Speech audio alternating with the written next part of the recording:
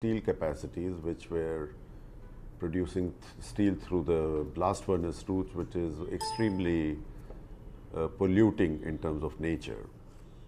So with that happening, their export of steel, which was in the region of 120 million tons in the last couple of years, suddenly went down to about 65, 70 million tons.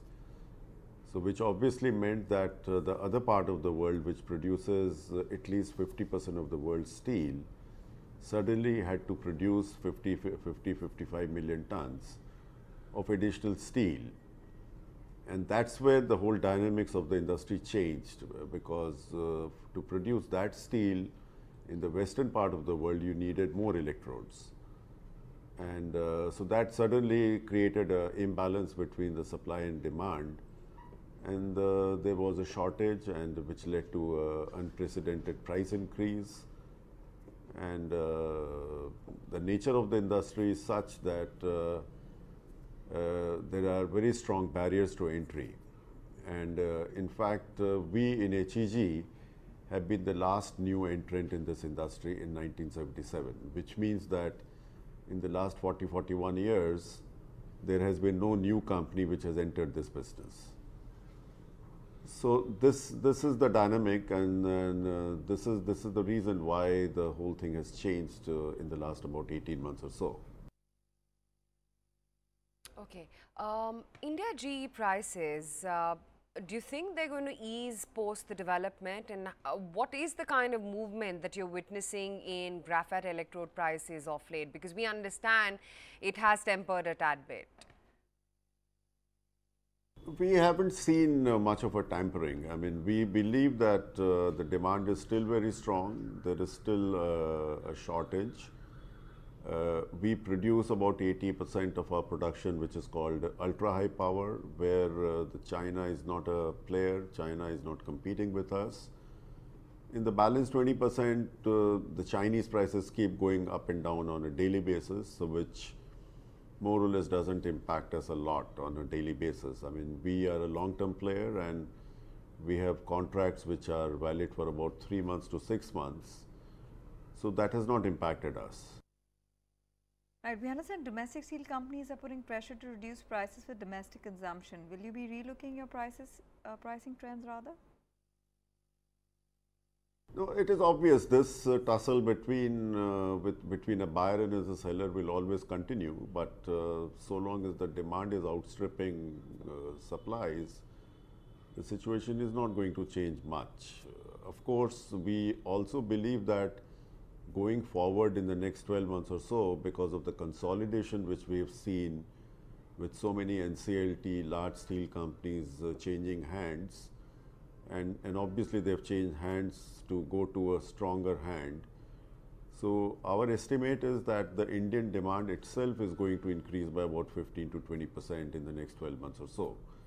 Not because of any capacity addition, but because these companies have changed hands, and they are going, and the new buyer is going to produce much more steel out of the same capacity. Right, you have a significant portion of cash in hand. How will you be utilizing the excess cash? We have been on record saying that we are planning to expand our plant from 80,000 tons to about 100,000 tons. And we have been working with one of the prominent consultancy company in this company over the last 6 months or so.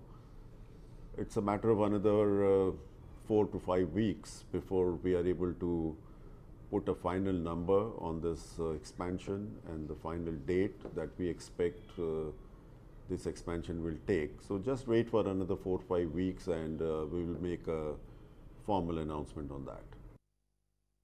Right. So what are the contracts that are currently up for renegotiation, and are contracts being renegotiated at healthy rates? So there's no renegotiation. I mean, we generally get into a contractual deal for either 1 quarter or in some cases 2 quarters. So this continues the way it has been continuing for the last 5, 6 quarters.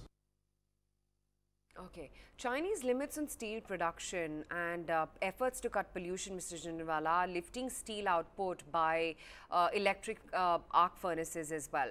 Do you expect supply trends and capacity to remain tight? China closing down environmentally unfriendly kind of steel production through blast furnaces.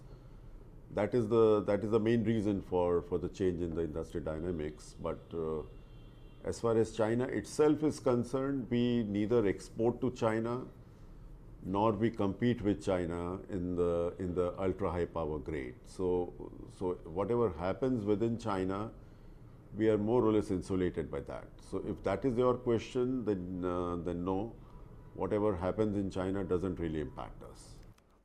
Okay, is needle coke secured as raw material for running at full capacity? Needle coke is purchased on a 6-monthly basis, so we are of course committed up till December at a particular price and at a particular for a particular quantity. And for the next 6 months, from January to June, in the next 30-35 days, we'll be doing it. Okay, Mr. Jhunjhunwala, we'll leave it at that. Thanks so much for taking out the time and speaking with us and highlighting what the quarter is like, and more importantly, what the visibility hereafter is like. Let's talk about autos. It's the first day of the month. We've already heard from Maruti. It's been a disappointing number that you've seen from Maruti, but what can we expect from Motan at large? Mayur Milak from India Nivesh Securities and Hormat Sarabji, editor at Autocar India, both join in to highlight the